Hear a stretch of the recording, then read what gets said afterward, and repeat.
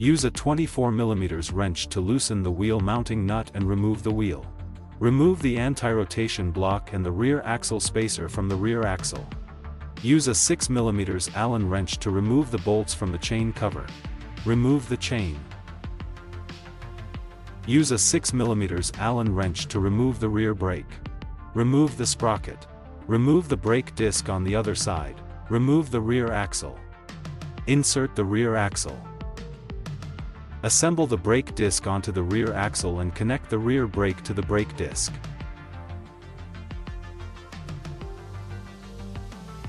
Place the sprocket onto the axle and hang the chain onto the sprocket.